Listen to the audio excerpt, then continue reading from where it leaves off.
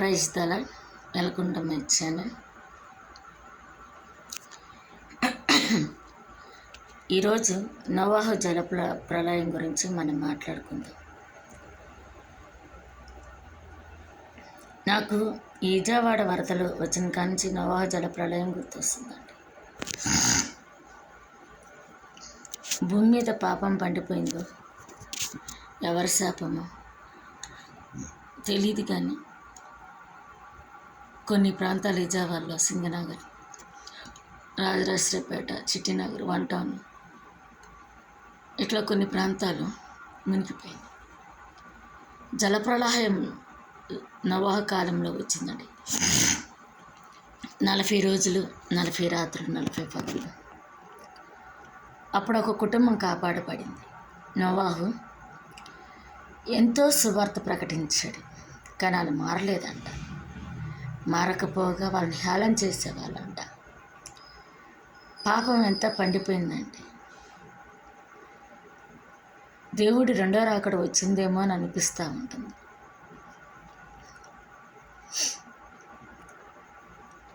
ఎంతమంది సువార్త చెప్పినా, ఎంతమంది బ్రతుకులు మార్చుకోమని చెప్పినా, ఎంత దేవుడు నడిపించబడ్డా పాపం పండిపోతుందండి. ఉత్తరప్రదేశ్లోను, ఛత్తీస్గఢ్లోను ఓ పాస్టర్ గారు వాక్యం చెప్తా ఉంటే ఓ మతోన్మాది వచ్చి అతన్ని బెదిరించి బయటికి లాక్కెళ్ళిపోయి జై శ్రీరామ్ ముస్లింలు అని చెప్పేసి ఏంటో మాట్లాడుతున్నారు. ఇంత పాపం పండిపోతూ ఉంది. దేవుడు రాకడ వచ్చిందా అనిపిస్తూ ఉంటుంది. కానీ నాకైతే భయం వేస్తూ ఉంటుందండి. దేవాని రాకడ ఇంకా రానివాకయ్యా. ఎందుకంటే చాలామంది మారాలని అబ్రహాంలాగా బతిమలాడాల్సి వస్తుంది. ఎందుకంటే ప్రాణభయం, ఏదో భయమేనండి. ఆ భయం వల్ల నేను ఈ విధంగా బతిమలాడుకోవాల్సి వస్తుంది దేవుని. ఎంత వరదలు వచ్చినా, ఎన్ని భూకంపాలు జరిగినా, ఎంత జరిగినా ప్రజల్లో భయం ఉండట్లేదు, భక్తి ఉండట్లేదు, దేవుడు అంటే నమ్మకం ఉండట్లేదు. దొంగతనాలు జరిగే చోట జరుగుతున్నాయి, అత్యాచారాలు జరిగే చోట జరుగుతున్నాయి, ఏ విచారం జరిగే చోట జరుగుతున్నాయి. పాపం ఎక్కడ జరగాలో అక్కడ జరుగుతుంది, తగ్గట్లేదు. నోవాహు రోజులే వచ్చినట్టు ఉన్నాయండి. భయం అనేది ఉండట్లేదు. ప్రకటన గ్రంథం అన్న తెగుళ్ళు మొత్తం వస్తాయేమో, మిడతలు, ఘటసర్పాలు. ప్రియ బిడ్డలారా, మనం దేవుని సన్నిధిలో ఆయన ఉగ్రతకు లోనవుతామా? ఉగ్రత నుండి బయటపడతామా? బుద్ధిగల కన్యకలాగా ఉంటామా? బుద్ధి లేని కన్యకలాగా ఉంటామా? పెండ్లి కుమార్తో ఆ యొక్క నూతన వివాహ విందులో ఉంటామా? నరకంలో విడబడతాము. మనం జాగ్రత్తగా మసులుకోవాలండి. రెండో రాకడ దగ్గర పడుతున్నట్టుగా అనిపిస్తుంది.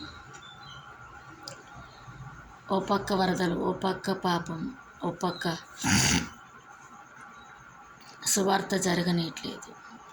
హతసాక్షులు అవుతున్నారు సువార్థికులు. ప్రాణాలు పోగొట్టుకుంటున్నారు, ఎంతో నష్టం జరిగించుకుంటున్నారు. ఇకనైనా మనం మారుతాం. ఇకనైనా దేవుని సన్నిధిలో మిగులుదాం.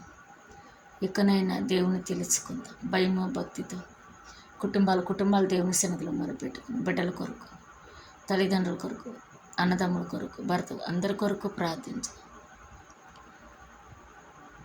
మారకపోయిన వాళ్ళు లెక్క చెప్పిన మన వంతుగా మనం ప్రార్థించేద్దాం. దేవుడు ఏదో ఒక టైంలో వాళ్ళని మారుస్తాడు. తప్పిపోయిన కుమారుడు కనుక తండ్రి ఎంత చెప్పినా వినడు. ఇంట్లో ఎంత చెప్పినా, ఎక్కడెవరేం చెప్పినా వినరు. ఆ బుద్ధి సైతాన్ ఆ విధంగా దొంగిలించింది.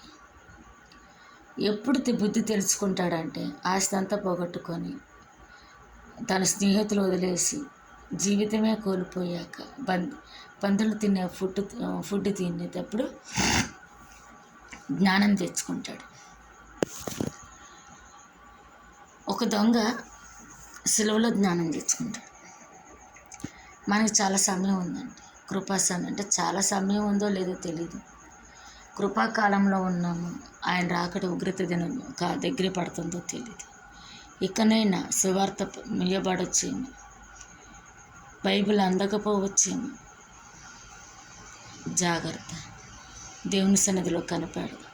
దేవుని సన్నిధిలో భయంతో ప్రార్థించద్దు. అటువంటి భయభక్తులు దేవుని యందు మనం ఉంచుకోవడానికి ఆయన పరిశుద్ధాత్మ శక్తి మనకు సహకరించను గాక. ఆమేన్. ఈ యొక్క వీడియో కనుక నచ్చితే షేర్ చేయండి, సబ్స్క్రైబ్ చేయండి, లైక్ చేయండి, బెల్ ఐకాన్ కొట్టండి, ఆల్ అండ్ బటన్ వస్తుంది. Praise the lord.